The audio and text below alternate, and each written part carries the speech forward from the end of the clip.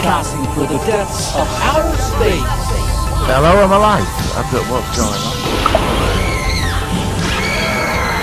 By your command, fascinating. Damn you all to hell! It's the Solar Sci-Fi Podcast.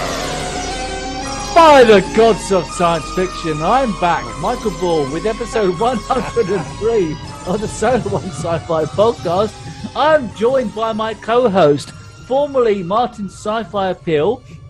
Thanks to the voting done on my channel on the thing we did recently, it is now turned to by the gods of science fiction. It is Martin Fowler. Hello, Martin.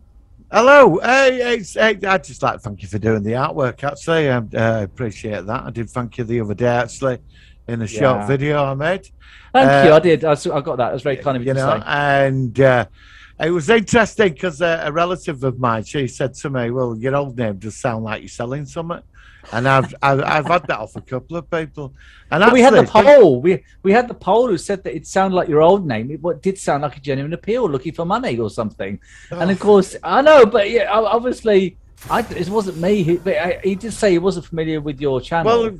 Well, it's like people have sort of come out of the woodwork now and said, well, it does, you know. So it's been quite positive.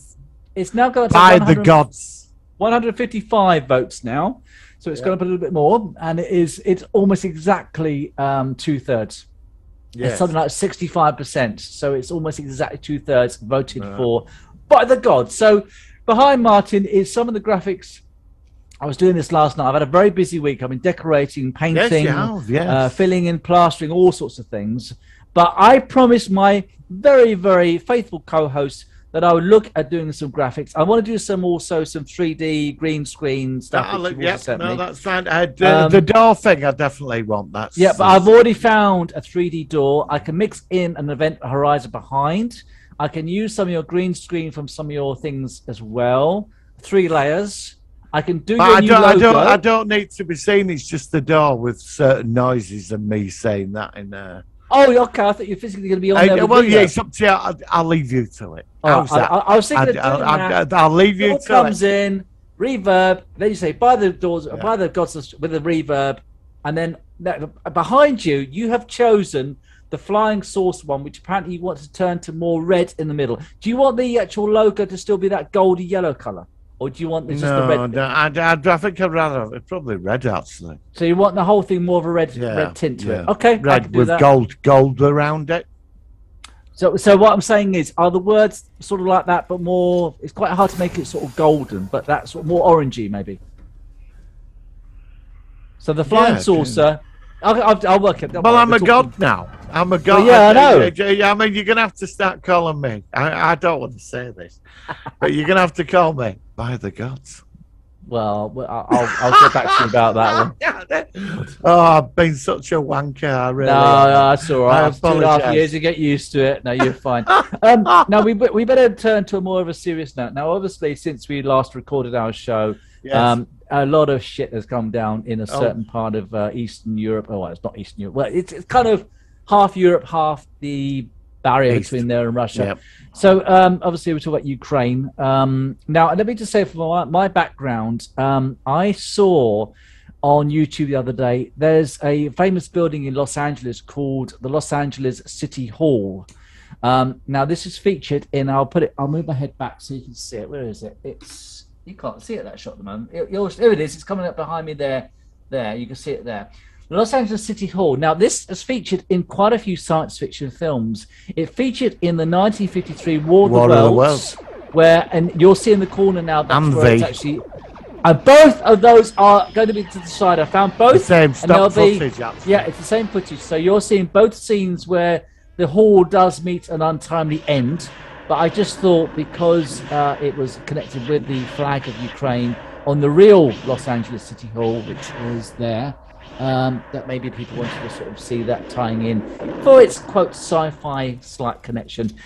So let's just quickly ask you, I mean, how have you felt about this terrible last week? It's been very upsetting for everybody. It's been groundbreaking in what's going on. It is like a movie in real life. Tell me what you think. I'm rather upset by it. And I'm going to say I'm fucking fucked off. Yeah, me too. I'm fucking fucked off. Now, I'm not blaming the Russian people. No, I'm not either. The average people like you and me. No. I'm blaming the fucking idiot politicians and the dictators. And I'm not to getting political, but everything was all right until last week, and then suddenly we're at the door of World War fucking free today. It's all turned. Well, to be honest with you, if it wasn't and it ain't going to take much to cross the fucking line either. And, you know, everybody's terrified. Oh, no. When I was in Portsmouth today, I was outside of school, and there was this weird sound, and it sounded very much like an air raid horn or siren. It was a consistent sound, like a tone, and it sounded very much like an American 70s car where there's a crash and you hear the horn staying on. But it was in the distance and it was faded out. And the caretaker I bumped into, he says, oh, it's an air raid siren going. And it sounded like it. And I even posted on my channel on Facebook that I think I've heard an air raid testing. But I went back to the same school 2 hours later and the same sound was going. So it can't have been, because they normally test it for 30 seconds. It must have just been some sort of car horn or something which was stayed on for some reason. But it freaked me out. To say, no, of course it would freak me out if I heard that in London. Because if you had a tested siren now, I think people would actually panic. Because if the way it's going, imagine you're walking out, you heard an air raid siren. Now, for all you know, something is going on that you didn't know about, and it's a real siren. So I don't think they would test it probably at the moment, because it might cause, at least to a small degree, some panic. Wouldn't you think? I don't know. Yeah, of course it would. I mean, my heart goes out to the Ukrainian people. I love the Ukrainian people. I think they're great. Yeah, a lot of them are like you and me, doing their own thing. Ordinary people living ordinary lives. And then suddenly they've had this fucking nightmare thrown upon them, and it's gone right across the world. And you know, and we can't intervene. We cannot intervene. No. As much as it might be the model, the minute you start putting troops in on the ground or whatever, it's going to kick off. Now, I don't know what he's going to do. I've been talking to some people, and I've worked this out. Now, obviously, if he wasn't nuclear capable, then we would be going in. It would be, but he is, and he's dangerous, right? Got the biggest fucking arsenal on the planet. Yeah, and he's got practically all his military in his one country, just trying to defend themselves. Now, the way I see it, we have literally got no choice but to let him slaughter these poor people. You know, all the Ukrainians, they've just got to get out. They've just got to go. They just leave the country, become refugees in Europe. A lot of European countries will take in people.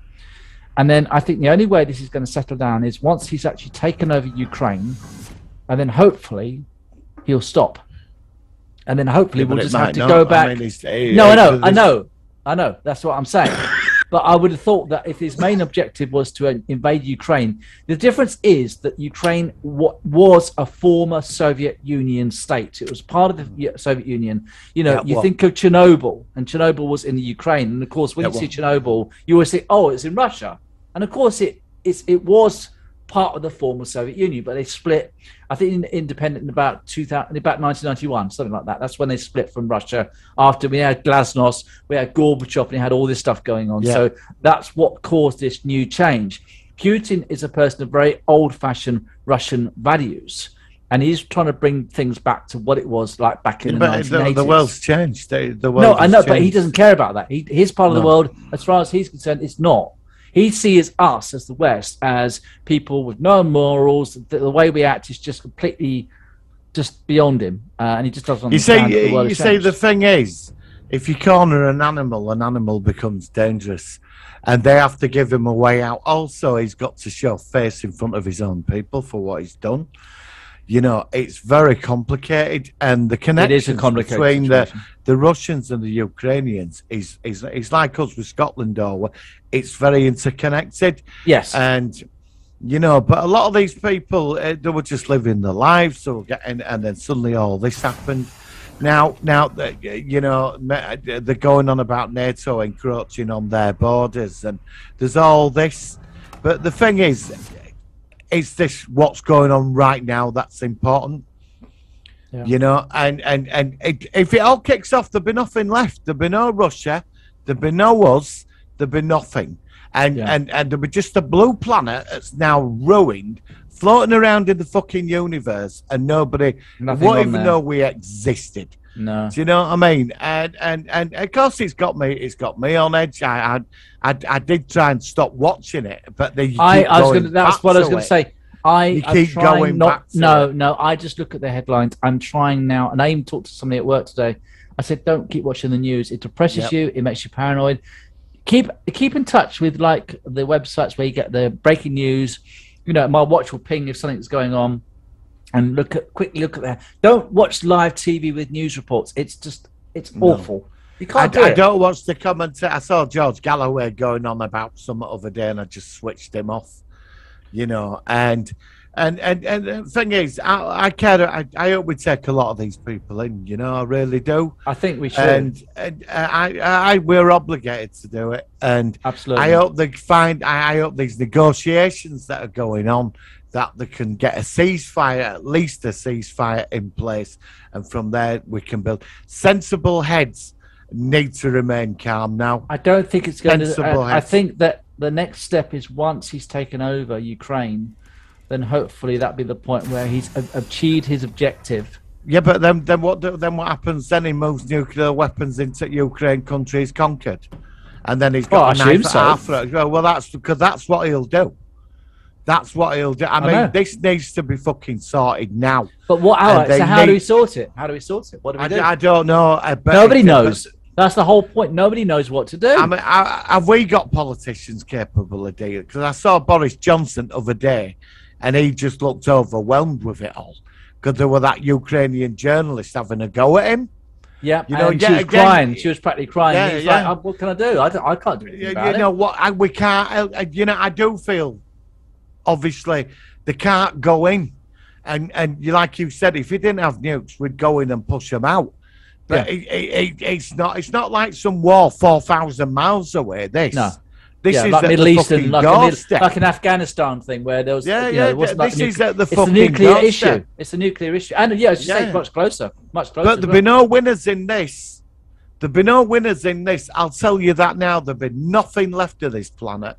And fucking the human race needs to fucking these people that are doing this shit. They need to, you know, we've had years of these types of fucking wars and rest of it. You know, we live in this global community, and we should all be trading, respecting each other, and moving into a better world. Instead, we've got this fucking nightmare at our doorstep. And of course, it's freaking everybody out. And I'm not look. I love the Ukrainian people. I know Ukrainian people I've met in London. They're all wonderful people. Of course they are. And they are brave. They are holding the line. And you know, but NATO can't go in because the minute they go in, it's going to kick. And then it becomes a bigger picture. It's not just two countries. It's the entire world. So I suppose I have to ask you, do you think that it's going to get even worse, or do you think it's going to hopefully level out? I don't know. I mean, I think what Russia, I think what Putin's done's wrong. But then again, there's a lot of complicated politics here as well, isn't there? Yeah. You know, and then he's been threatening Sweden. I mean, who the bloody hell would want to threaten Sweden? They're some of the nicest people in the world are the Swedes and Finland. You know, I mean, does it stop? I mean, does it stop in Ukraine? Isn't it that Finland aren't part of NATO and they want to become in NATO? And that's another issue. Yeah, they've got a neutrality treaty with Russia, which they signed under. If they join NATO, then he's going to see that as a more of a threat to him because it's close to his part of the world. And Sweden as well, because Sweden, I think they're in EU but they're not. Well, if he takes over Ukraine, he might be satisfied with that because Ukraine's quite a large area.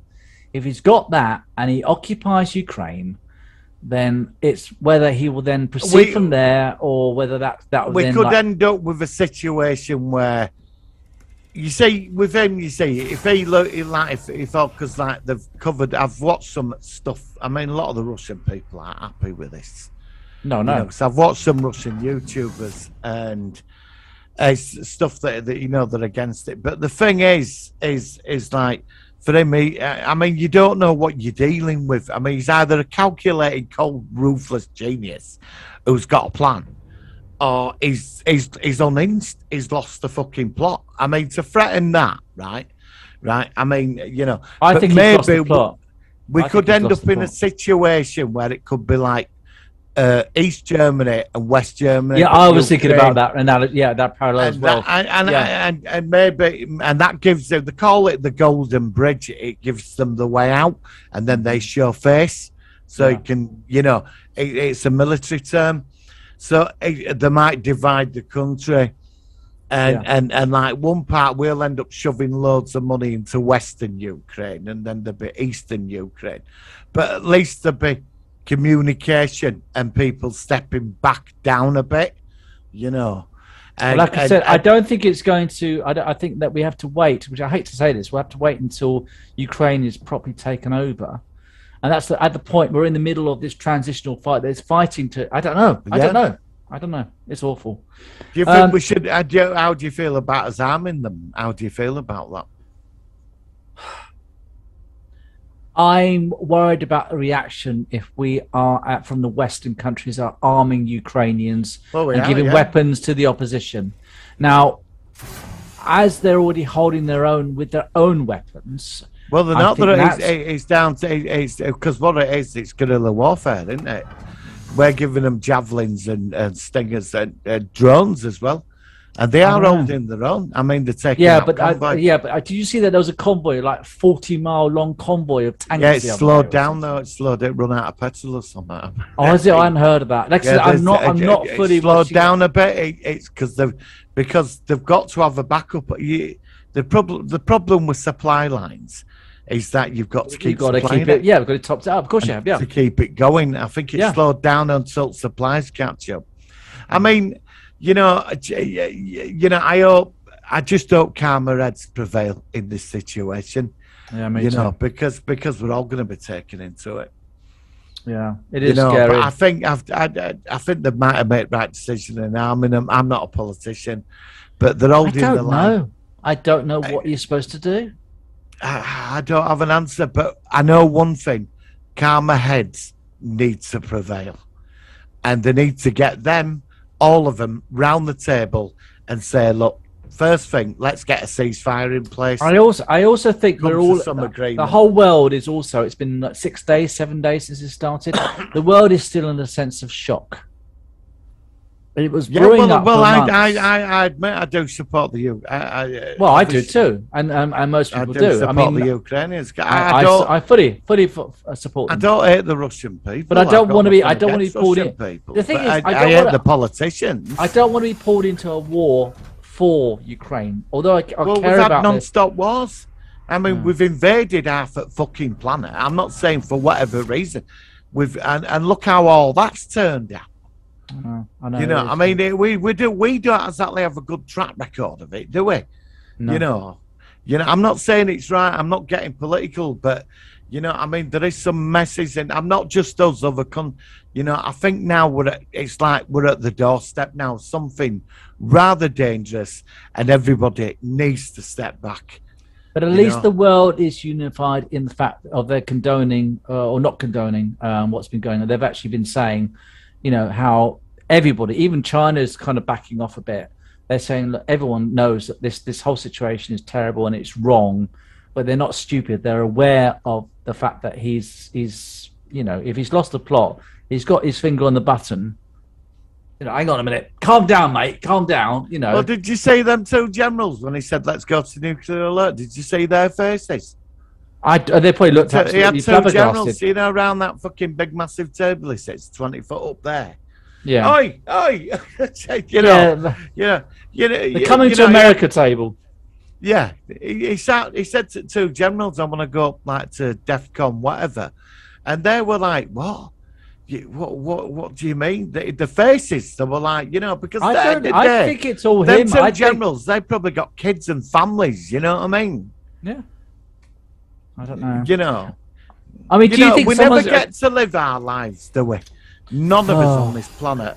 Because it's all down to fucking politicians and do you know what? What about, I mean, since doing this, we've done this 2.5 years. Look at what's happened to the world in the last 2.5 years. What's happened in the last 2.5 years than's happened in the last 2 decades? Whether it's all because of the Solo One Sci-Fi podcast, I don't know, but you know what I mean. No, I'm being serious. I don't know. I don't know what it is. No, it's true. I mean, it has. We started this as a pandemic thing, really. 2019. It was just before. Just before. And this has been going through. It got us all. It kept us sane through that. Now we're doing it again. We're finally getting through it, and now it's not a new thing. Yeah, understand. Yeah, and now we've got. What's next? An alien invasion. Probably. I don't know. God, I was going to jump then when I heard that TARDIS noise. They were like, I've got an email. That was an email from... All right. Oh, by the way, I made a new customized ringtone from my boss after my experience last week where I won't say too much, but it's not unpleasant, but I'll just play my personalized ringtone and then we'll go into the topic because, like I said, I think that... Ukraine is certainly not the best thing we can talk about. I think we should talk about it because everybody's feeling it, and we can't just, you can't ignore it. It's there. It's on the radio. It's on the internet. It's everywhere. It's on your phone. I get updates about it from, and I want a ceasefire. I want it to stop, and everybody gets around the negotiation table and sorts this out. And then the world can move into peace. Let me ask you a question. Do you, on your new channel, or new name channel at some point, do you fancy doing a live stream where you just completely go against the sci-fi, the cult, where we all get some more people on board on your, I can't think of the thing, it's not Zoom, it's another one, where we all have Steam. Oh God, I forgot what it is. Yeah. You're on about. Yeah. And we could all just literally have a proper. I've just got an email now. Sorry, I've got all sorts of things on it. We could actually have a serious conversation about how we feel. It might be something different just for your channel, especially as you've renamed it. Just a one-off kind of just what your fans, what your subscribers, just your mates talk about it. We could do. Yeah, if you want. And, just get loads of. Loads of people from all over the world in and say we could actually have a proper adult conversation, just getting people's perspectives. As we came here mostly because we like sci-fi and cult stuff, but we also, this is something which is, and again, another historic thing. If you do want to do that, then count me on board, because I think that might be interesting, especially with your new channel name and everything. If you sort of like want to establish it as a new, I don't know. It's just an idea. I was sort of going along with it as I thought about it. Well, it's early day. I mean, I think I can't. To start nuking. Well, there's no money in it. There's no left. So I mean, all right, you can threaten it, and let's hope he's just threatening it. But I support the Ukrainian people. I think what's happened to them, we're wrong. A lot of people just getting on with their lives. It's. Now, people are going to say when other countries got invaded 3,000 miles away and you're because it's at your doorstep now. Yeah, all right, I am reacting, but a lot of them wars. Yeah, but it's understandable. It's understandable. It's understandable, of course. But this is different now. This is the big one. Yeah, you drop one of these bombs on top of you, it wipes out an entire city. I remember at school. I keep thinking he's going to drop one on Ukraine. I think he's going to go to Kiev and just drop one on there. A friend of mine said that today. He's quite up on. I just thought that he might just do that, and then that's the message. Just a one-off. Just put it down. That's what I'm worried about. But then how does the rest of the world react to that? That's. Well, if he did that, then if he did that, I don't know whether we'd have to intervene. I mean, I don't know. I mean, surely there'll be people out there looking to try and kill him off or something. But then, because he's been in power for 18 years, and it sounds like he's literally just like the king kind of thing, and he's almost like everybody else. Well, it's like a czar, isn't it? He's like he's like a czar. It's like again, it's old-fashioned Russian values, and so it makes me wonder whether these old kind of values where I don't know. I'm surprised he's not been killed off, quite frankly. Well, I mean, I think what they're hoping is that's why they've confiscated. That's why they're going to start confiscating. Was it oligarchs and all that? That's why they're on about confiscating all their houses and the yachts and but like him owns Chelsea Football Club and all them type. Well, they're all on his. They're all connected to him. I mean, all the extensions of Russian. Rid of him. I mean, all the extension of Russian things like the music, their sports events, they're being banned from everything. Literally, I mean, anything to do with creativity from Russian people. Again, it's not their fault. They're all paying the price for him in their own country. Well, I followed this Russian YouTuber for a couple of years. I won't mention his name on here, just but I'll send you a link to his channel. Yeah, okay. But he did a very powerful video. He's not been on for the last 6 days, and he's in his 20s. He talks about Russia, and he has the right go at the government there, and he goes on about everyday life, and it's quite interesting because he lives in like somewhere in a city in somewhere in Russia, so you get to see what life's like. And he seems a really nice guy, but he said he's got a lot of subscribers, but he said he's going to lose his income now. But he did a very powerful, impassioned video about this should stop, right? And I will send you the video after this. All right, it's quite touching, really, because like he's such a nice guy and he's Russian, you know what I mean? And I've got nothing against the Russians. It's nice people. It's the leaders. It's not the Russian people. Yeah. It's politicians. It's the politicians. Yeah, it's all this crap that it's always and the it just spirals down, and everybody pays the price because in the end the world economy is going to plummet. Russia's going to be in a terrible state financially, and it's going to be. I think China could be key to this. This is where China now has a chance to shine. All right, so how do you think they could react? I saw something today. It were on some news channel that China. Well, they have, what they're like. It's how with Chinese government. Well, they could probably get him round the peace table because China don't want it. Yeah, that's what one thing that they've made it clear that they've not sided, but they're actually abstaining from a lot of stuff. They're aware of it, because they're not joining in because even they don't think they can. No, because nobody's going to buy all their crap. That's why everything we got in the house comes from fucking China, doesn't it? Yeah, name what don't come from China. Where's my iPhone made? You know what I mean? Fucking China. Well, look, I'm going to move on. Have you been on Alibaba.com? Oh, I know. Well, look, I think what we should do, I think actually what we'll do is, for the moment, and the beginning of each show, we'll spend a segment talking about how we feel about we wouldn't normally, but these are historic times, and I want to, if anything, hopefully look back on this again, another historic time. Well, I do, mate. And I think it's important. Meet up with you at that convention in Portsmouth. Yeah, I haven't done that yet. I'll contact the guy, but I'd like to meet up with you. We're gonna have a proper chat. And we'll do that. Go for a drink. We'll see if we can do that. Absolutely, I'll buy him. Get you a pint or something. Fucking hell. Okay, we're in a couple of months. It could be like Mad Max Road Warriors. I might get the Solo One Sci-Fi sticker as well or something. I know.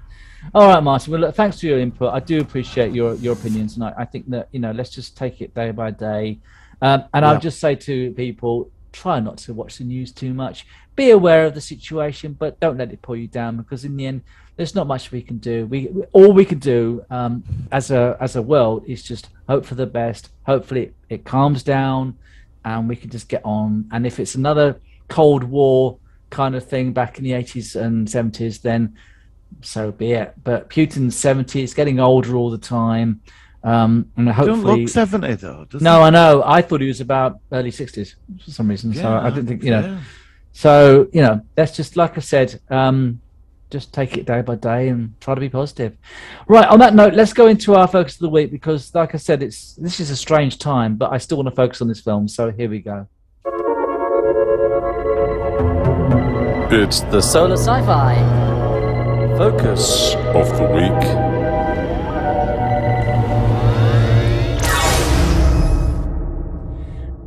Okay, Martin, let's just switch gears as I'm trying to do into a film which, it's not exactly a comedy. So maybe this is appropriate to have quite a dark film for dark times. And this is a film from, I think it's 1997. It has quite a few familiar faces in it.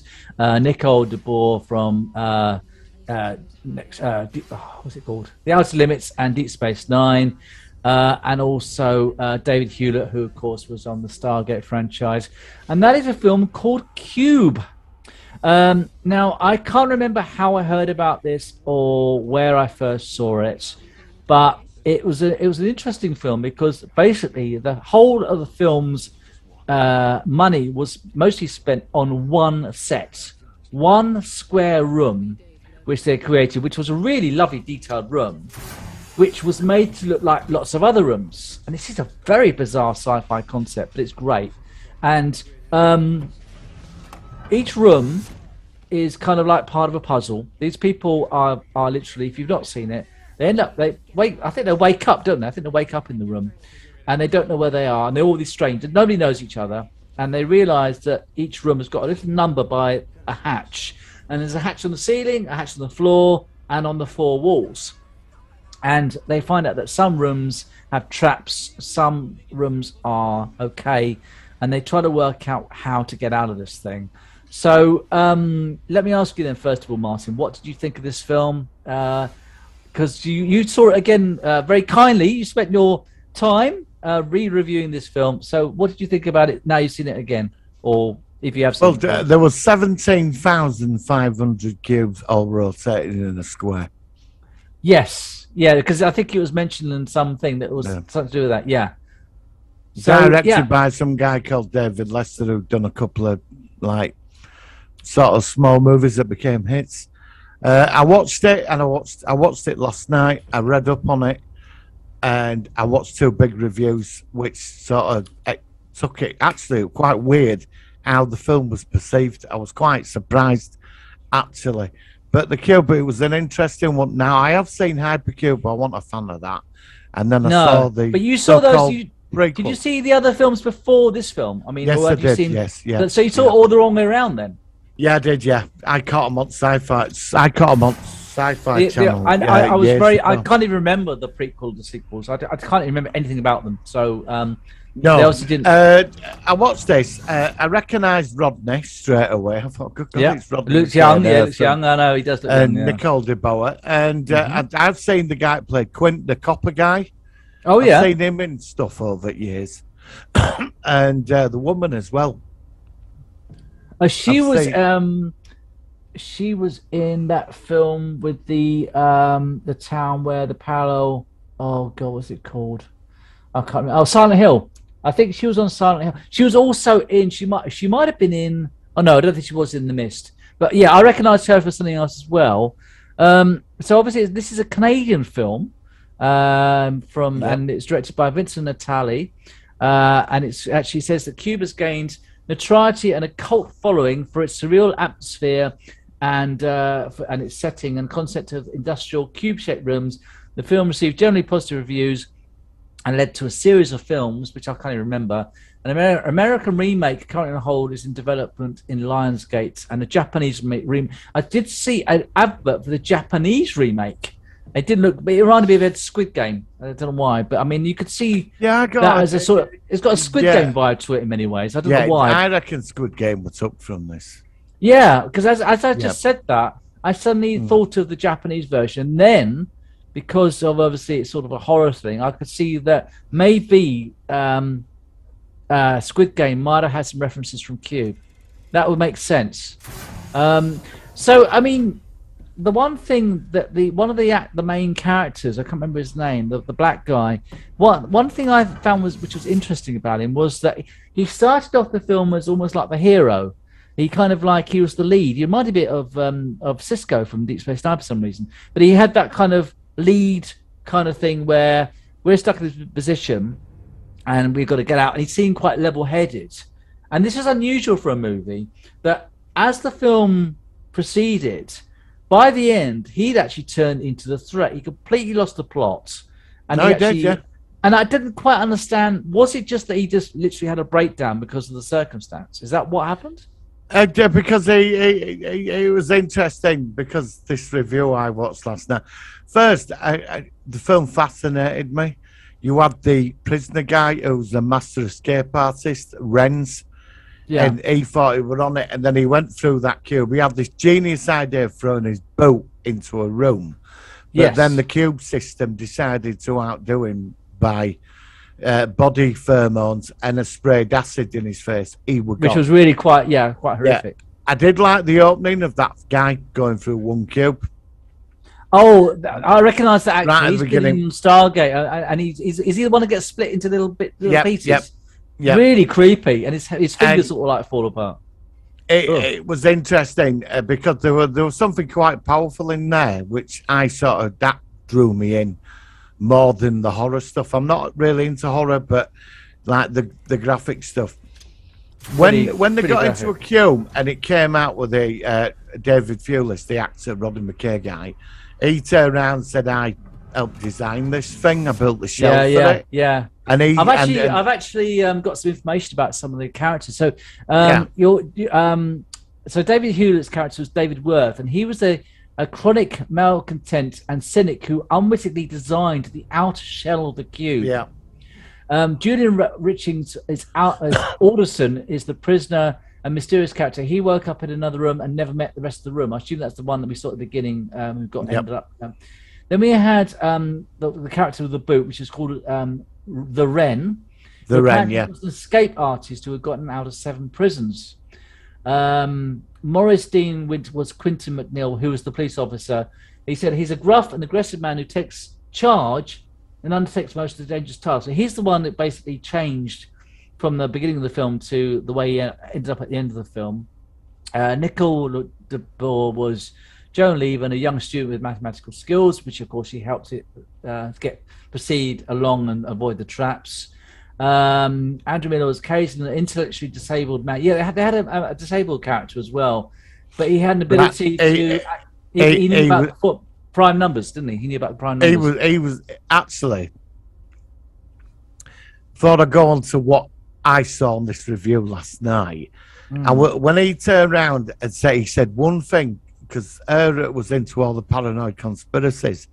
He turned around and said, "There's no Big Brother watching us. Nobody cares. This place, it does what it does. There's nobody watching us from a room. We're in here, and we've got to survive. And you only get 4 days to survive in there, so you can get out, because no food and water. Yeah, 4 days to keep They sort of started working as a team. Quint, he became a bit of an inspiration. They started losing it. We're all about control.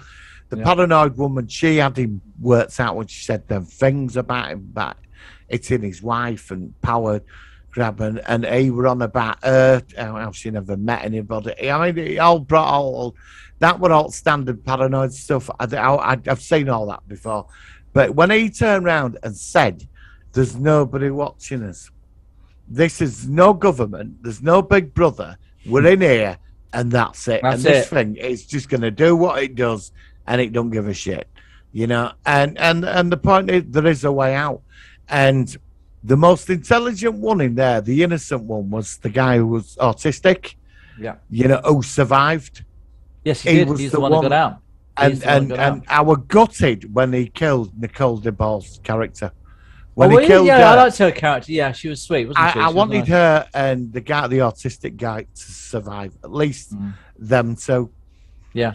Now, in this review I watched last night, which I can send you the review, they said it's all about capitalism and people within the system that we live in.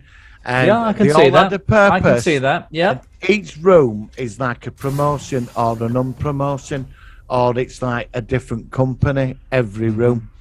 So it works out. It's trials in your life, basically. Now, everyone, he was a police officer, he was an engineer, she was a mathematician.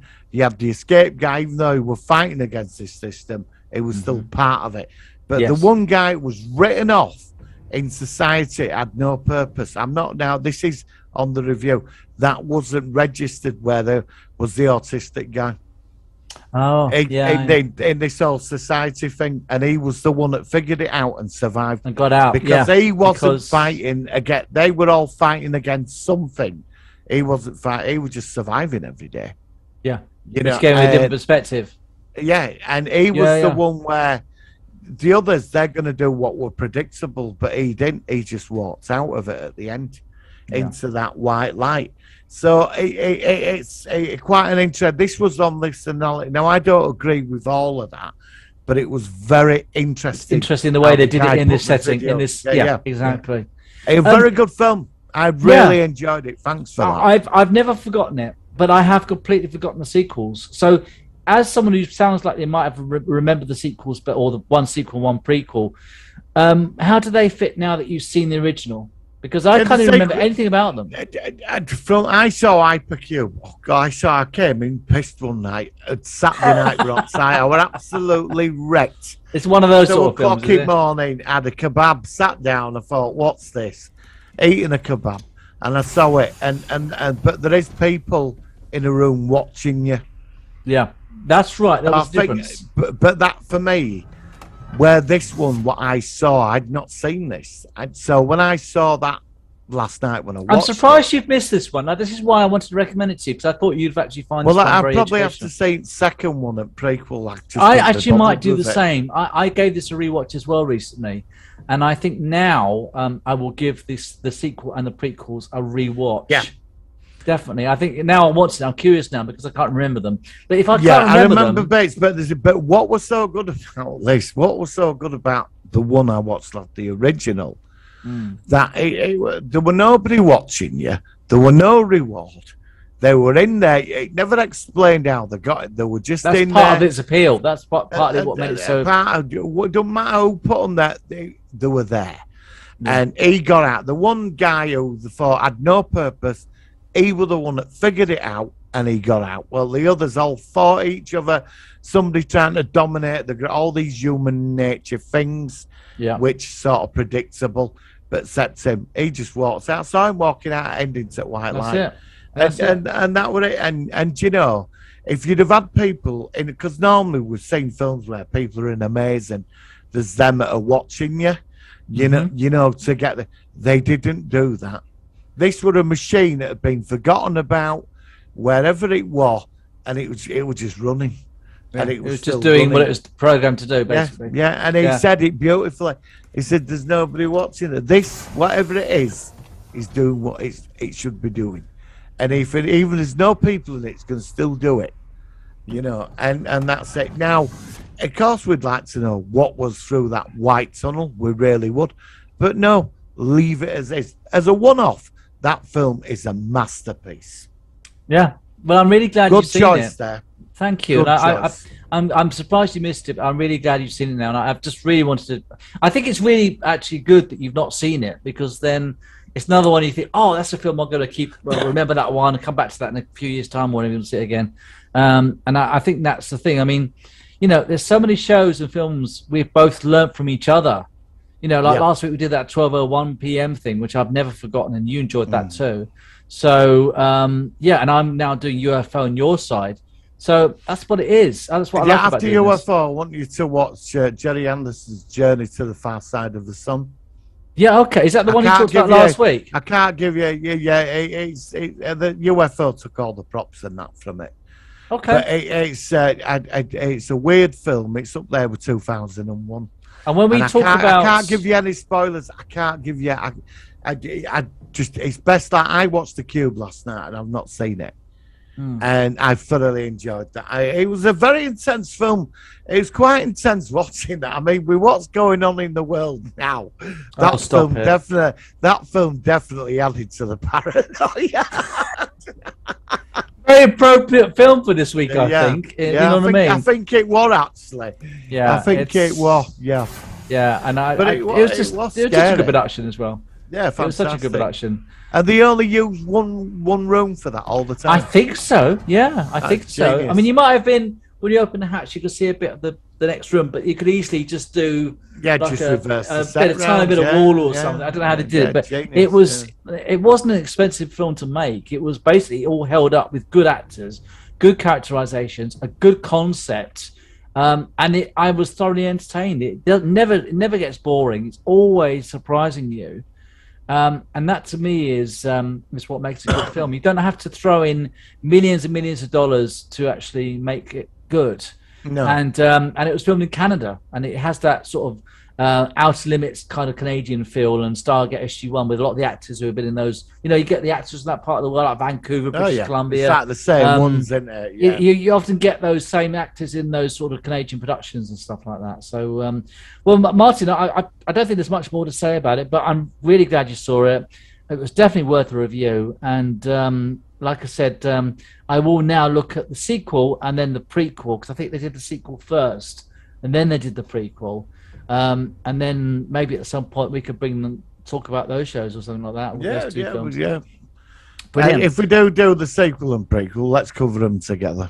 Yeah, they're not worthy of one episode. I agree entirely. Yeah, I could muck about with that. Right, Martin. Okay, on that note, then, I haven't got much news. Shall we go into our news of the week? I had something. I forgot now. All right, let's hit the jingle. Here we go. Working. Solar Sci-Fi News. Well, the only thing I've got is that basically from the time of recording, tomorrow will be the brand new season of Star Trek Picard and the continuation of Star Trek Discovery. Now, I personally think it's a bit daft that they're both going at the same time. I personally think that why don't they just finish off Discovery? It's only got 3 more episodes, then going to Picard, but they're doing them both at the same time. So, first of all, do you think it's a bit daft they're doing them at the same time, or do you think they're kind of just trying to flood Paramount Plus with new material?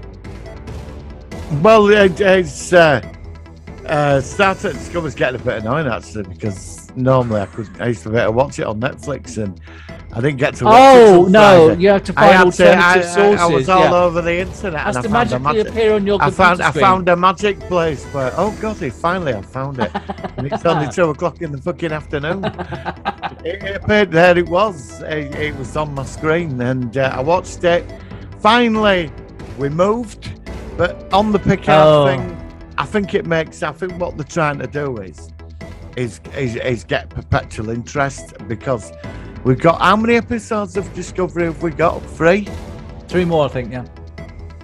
Right, so we've got 3. Picard starts tomorrow. Is it tomorrow? Tomorrow, yeah, same day. Right. So that starts tomorrow. But when Discovery finishes in 3 weeks' time, right? Then Picard's still going. Guess what starts towards the end of Picard? Strange New Worlds. I know. They're going to cross over the last 3 of those. I know. Yeah. So I'm quite happy with that. I'm very happy with all this content, but it's going to be all used up. I mean, what I'm saying is, after they finish off Strange New Worlds season 1, then surely there's going to be a big gap for about another 6 months until anything new comes along. That's true. Is there anything new coming up? After that, there'll be the Orville, but I think that's July, because it was going to be June, but it's been put back or something. But then we got Obi-Wan Kenobi. So really, after all the Star Treks, then it'll be Obi-Wan Kenobi.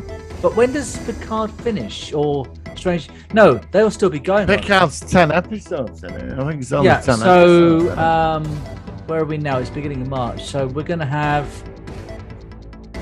all of March, most of March and April. So then Strange New Worlds will probably start in late April, early May. So then by the time that's on, we'll then have Kenobi, and then once that's done, then we'll have the Andor series. So we've got the Orville. I mean, I've got loads of stuff to watch as well. I mean, we've got the Doctor Who specials as well. So I'm very happy this year. There's a lot of stuff to watch. Well, that's if we get to see it. Shut up.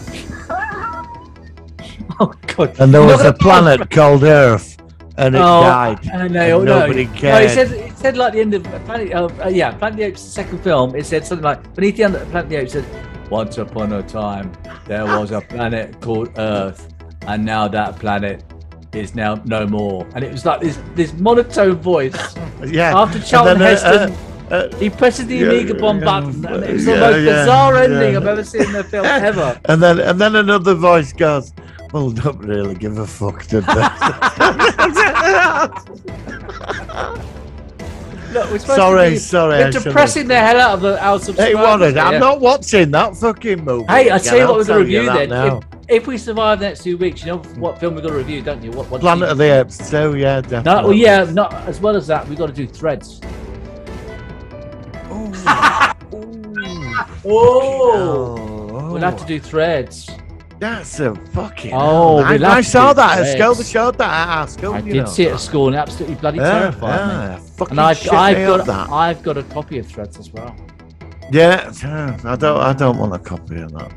I've avoided that film for years. Would you not watch it again because it was so? No, I don't. Yeah, I would watch it now. Would you watch it? Would you watch that now? Not at the moment, no. I would have watched it a couple of years ago. I don't know. It could be a ratings if we cover that. Because 2 years ago, 2 years ago, I didn't watch Survivors because of all the virus and everything like that. And now 2 years later, I've watched bloody Threads. I mean, for fuck's sake. The real world has put me off my favourite shows now. Fucking hell, I'm not watching fucking Threads. Survivors and Threads. Do you know, we saw this video at school as well, you know. And like, this is what you do when you hear the siren. So you had to go. No, sir, you must have got this. Yeah, I did. It's right. So we all went to this big assembly hall at school. We're all sat there, and they showed Threads, and then they showed the government safety information film. So you get in between your staircase, stick mattresses up, fill up several bottles of water, have a radio, tin food, and you sit under there and you paint your fucking windows white. Yeah, which was done in When the Wind Blows. When the Wind Blows did that. Yeah, I was tears when I watched that. Oh, that was awful. I had the book. Was so sad. You remember the book with the pictures? Oh no. Yeah, that is. Oh, this is what I'm saying. We're seeing all these things. It's awful, isn't it? Well, do you want to cover all these then? Threads and when maybe. I don't know. Might probably get millions of viewers, you know. 25 million viewers, you know. Threads. I don't want to see Threads, mate. That'd fucking freak me out. I'm watching that again. That's a serious film. It's a pub that were financed by government. That. No, it's Threads. So you saw that at school then as well? I did. I think it was. I must have been a bit slightly younger. Than me, it's not a thing to show a load of like. What year did it come out? About 1985, didn't it? Yeah, I don't think it was before that. I saw that at school. I left in '83. I saw that. When did it come out? But you keep talking while I look it up. Sorry. Yeah, I need to.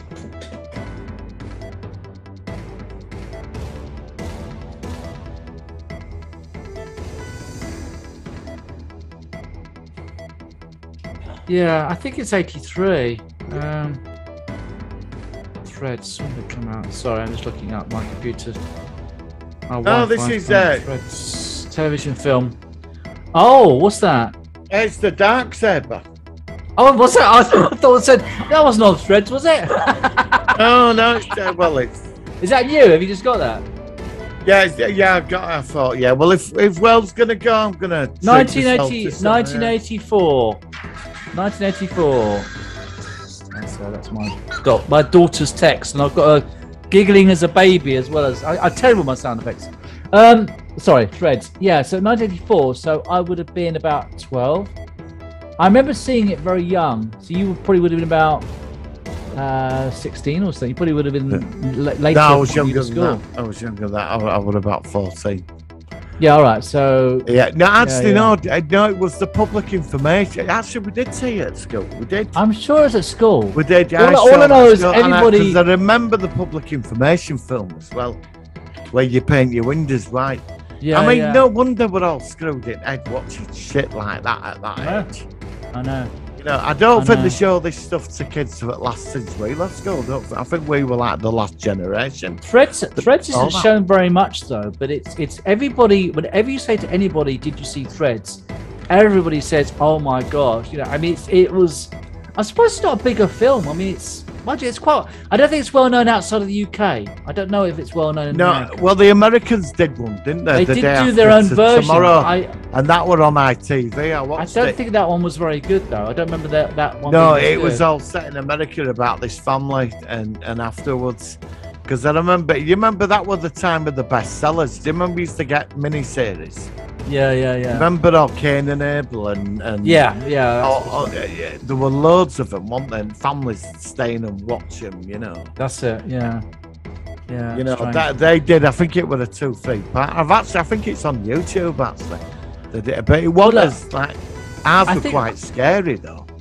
I think what we'll do is we've got a few things coming up, but I think that we should maybe in a few weeks' time. Let's see how it goes. I might do Threads if you're up for that. Well, it's definitely worth a podcast for here, mate. We might not be in a few weeks' time. Don't say that. No. Do you know what I mean? I think, like I said, we thought this with COVID, didn't we? The thing is, when COVID started, it was it was more like survivors. Where you live's going to get wiped out, isn't it? Wait, so are you though? You're going to get more than you. You'll be first. I'll be second. I'll have about 2 minutes more life than you have. I might be able to.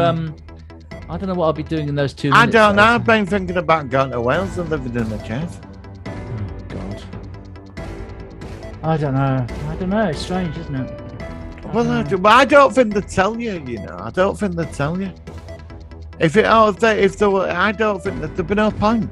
You would all just carry on as normal and that'd be it. Right. Well, hearing that siren, it sounded like a siren today, and I was absolutely terrified. It probably was. No, it wasn't a siren. If they did a siren, people would panic because some people wouldn't know what's going on. Yeah. They can't put a siren on at the moment. Don't you remember what happened in America last year? Or the year before, when everybody got a text message saying that there were a launch or something? Don't you remember that? There's something about that. But it was quite a while ago.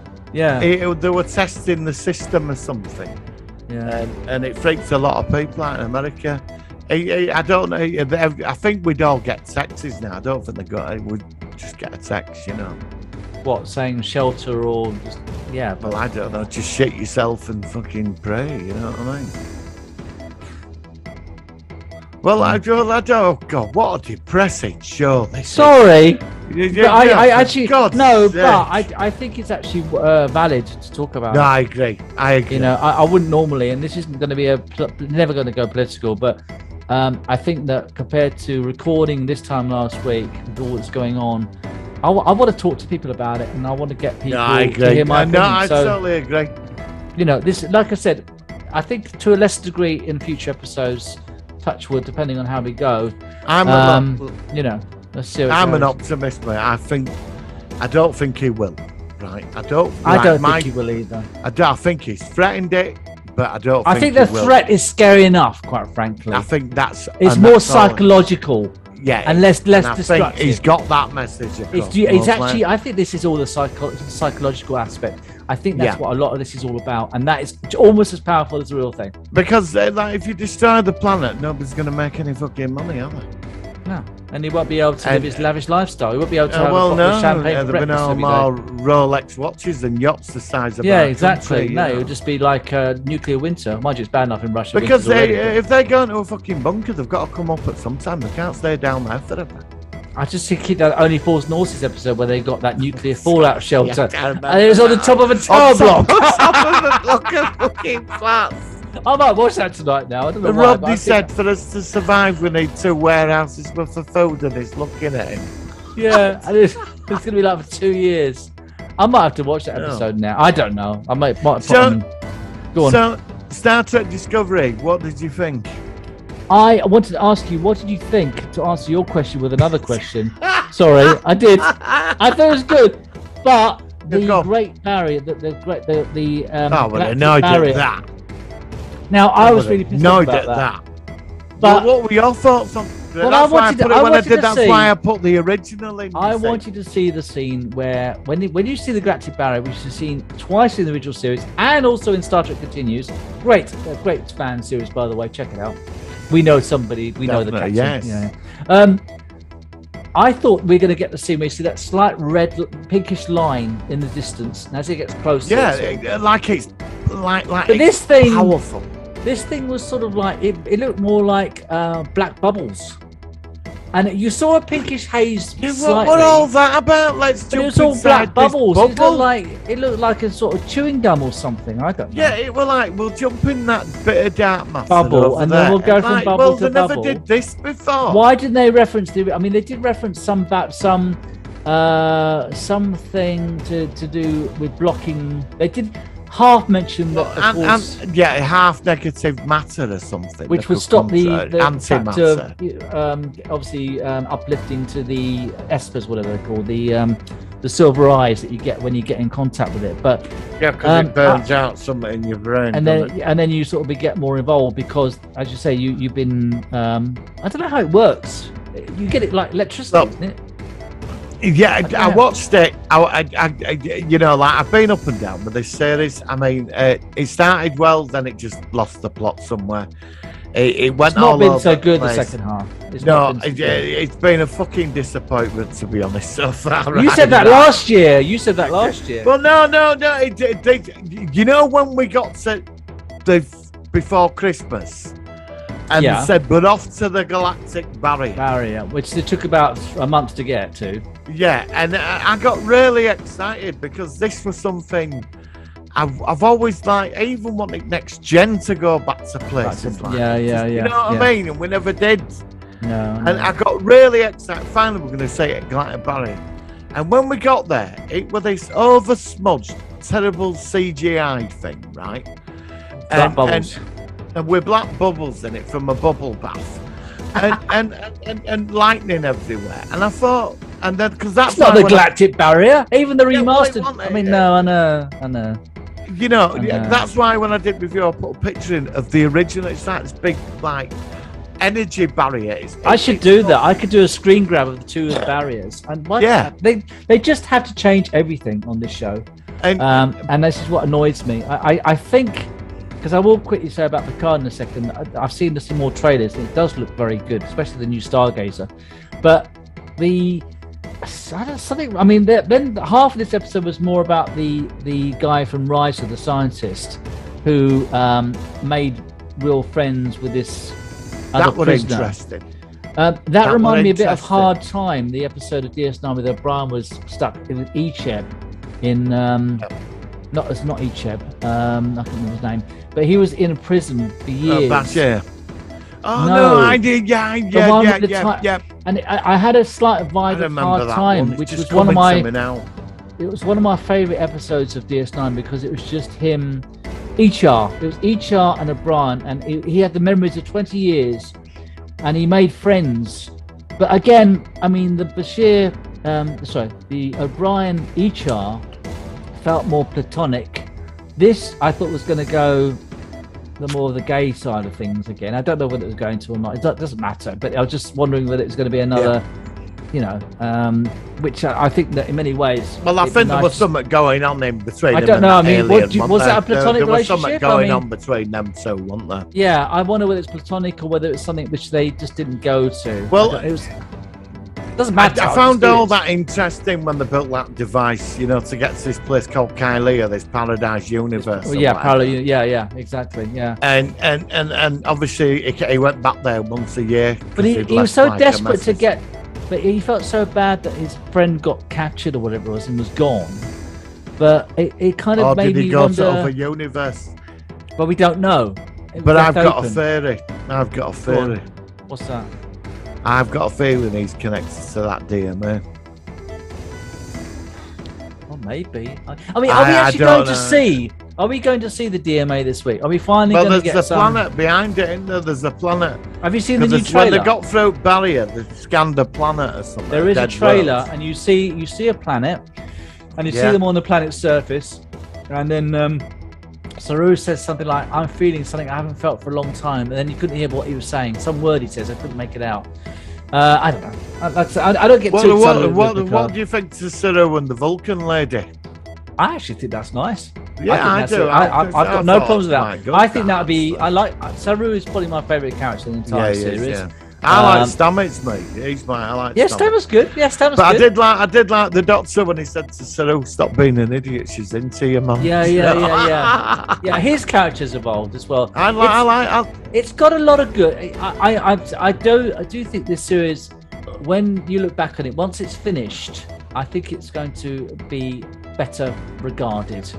I think a lot of the problem with these series, and this is something you always get with new series, is your expectations. You have to hold your expectations to a certain level, and because you can really over hope, and it's not meeting the levels you. I think because we've been watching it once a week, and that, I mean, all right. There's been a couple of, well, how do you say it, low-key episodes, like I call them fillers. Yeah, there's been too many fillers this year. Yeah, there's been a lot of dribble going on, like the poker thing. And I hated that episode. I just wasn't interested at all. No. I've seen that in so many science fiction movies. Yeah, I'm tired of it. Yeah, to turn up at the intergalactic casino to con the way into somewhere, and all that, it was just pointless. You know, to me, they should have gone to Galactic Barrier the first week it were back. Yeah, about 2 weeks ago, 3 weeks ago. Yeah. But we're here where we are. But I think if you probably watch this series as one altogether, you might appreciate it as one big story. Do you know what I mean? You might appreciate it for that. So this series has been better than the last series. But you know, I'm not a Discovery hater, and I'm not I'm not either. I'm on the fence with it. I've always been on the fence. I'm on the fence, yeah. It is still third season. I do shit all over it. It's still been my least favourite Star Trek series. I'm not talking about the animated series because I don't consider those. I'm into I don't bother with them, you know. No, I'm not into that either. I just can't bother with it. Yeah, I'm just not into it.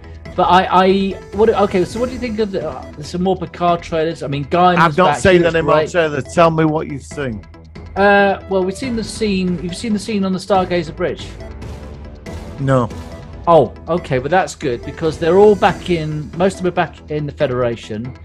Is it Raffi? She's back. I like the new uniforms. They've slightly tweaked the uniforms again from last season. They look very Voyager, except that they've got the classic films, the TOS films. They've got like the thing that goes across like that. Yeah. But the uniforms look really nice. Not that it matters, but I like things like that. The Stargazer, we've seen a couple of brief shots, some explosions. That looks awesome. But I think a lot of it's going to be set in contemporary Los Angeles. So again, you know, I want to be on a Federation starship. I know it shouldn't. You matter, mean they've got the budget? I don't know. I mean, I think the first episode you and I are going to love, and I think until they go back in time. But how long they're back in time, what they're going to be doing. Do you know what you're going to like about this episode? When you hear the words Mon Capitan. Yeah. And when you hear John Delancey's voice in the background, that's when you're going to be. There's a lovely scene. There's a lovely scene where Picard says he's in a speech on near Starfleet, and it's the Starfleet Academy, and he says, "My mother said to me, one favourite thing she said to me was, let's see what's out there," because was the last words he said on the pilot episode Encountering Farpoint 1987. And I heard that, and I thought that's a lovely touch to how Picard has been with us for 35 years, or whatever it is, and since we first saw him in 1987. And he said, let's see what's out there. And he said it again in this trailer thing I saw. So I think that the first episode is going to be very good. I'm a bit worried about too much stuck in Los Angeles. It's just like a contemporary drama. I'm hoping that because they're in 2024, we're going to see some links to Gabriel Bell, the Bell riots from Deep Space Nine, which are exactly the same year, which is really cool. It might be in San Francisco, but San Francisco and Los Angeles are not that far apart. They're both on the West Coast. And it could be that the Sanctuary Districts in San Francisco, they might have a similar thing in Los Angeles. I don't know. I'd love that. Well, I hope so. The other trailers I've seen, it looks like this other world they end up in, or timeline, or whatever. Yeah. It looks quite fascistic. Yes, it does. And maybe he might have sent them back to the origins of the Mirrorverse. Maybe they're there. Well, we know that Guinan and Picard meet up in a place which is called 10 Forward. and she has sensed the change in the timelines again. Yes, she does. Which I love that. I mean, Whoopi Goldberg, I love Whoopi Goldberg and what I've seen in her. So it's so good that she's back. And I still remember when she was asked live on a chat show by Patrick Stewart if she'd like to join them for season 2 of Picard, and she sort of was really shocked, saying, "Oh, I'd love to," and it was just lovely, and it's great that she's back. So yeah, I'm excited about Picard. I'm okay with Discovery. I just, like I said, I need to. I've just got a feeling that where it could go, it's going to be a disappointment. Well, if you where I am now with it, I'm not trying to get too excited, and then we'll see where it goes. But when they said Galactic Barrier, I got excited. Yeah, and I'm glad we saw it, but again, it was it was not really recognisable from the original series. Well, it was just the smudgy blob thing with things in it and lightning. Well, some people are saying that there's different parts to it which have different qualities. Maybe. So it might not be consistent. It might have been the Enterprise when it got there, it was a different part, and it just looked slightly different. Well, actually, they went beyond Galactic Barrier Next Generation. They ended up in other galaxies. Yeah, but not through the barrier. That was through the Traveller. The Traveller got them there. So there is ways. That wasn't. Yeah. And obviously the Kelvins on the original series, by any other name, they broke through it. They broke through it. At the cost of their ship, though. But they had to break back in. But that's the thing, though, that we never saw the Enterprise get back in, but obviously it did.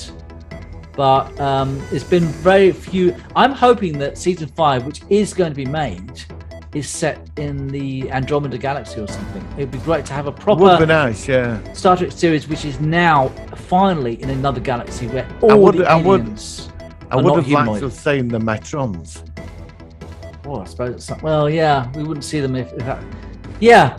They're either just going to come back to the Milky Way galaxy and it'll just continue in season 5. I think season 5. It's going to finish at season 5, though. I think season 5 it will go beyond the Milky Way galaxy. Either they're trapped like Discovery, or they're on a new mission where they're exploring a brand new galaxy where none of the races are humanoid. They're all alien, and it's just a completely different part of the world, but part of the universe, kind of thing. So that's it for Star Trek reviews. I haven't got much other news apart from that. No, I've got no. All right. Well, look, thank you for that. I think this has been, like I said, it's been a slightly different show, but I'm really glad we had some good. We needed to talk about this, and I hope that subscribers do keep in mind that we are thinking about this, and rightfully so. So to finish up, I came across this music video thing from Cube. I don't know where it was made from, but hopefully I won't get any. If you're listening on audio, I'll just do a fade out not long into it because it's more of a video thing. But I'll play the thing if I can on YouTube. If it goes quiet, then it means that YouTube have been difficult and it might just be silent. If it is, then sorry. But we'll be back next week. I'm going to look at the rest of UFO. I should be able to get through them all by this time next week for recording, which of course you've asked me to do, Martin, which of course I'll do, and I'm enjoying it. And until then, we'll catch you later on the Solar One Sci-Fi Podcast. Thank you very much. Live long and prosper.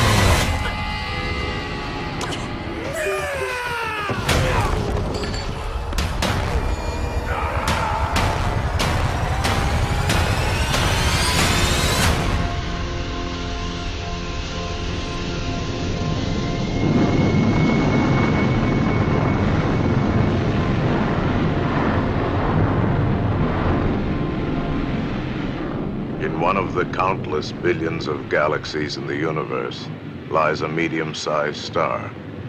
And one of its satellites, a green and insignificant planet, is now dead.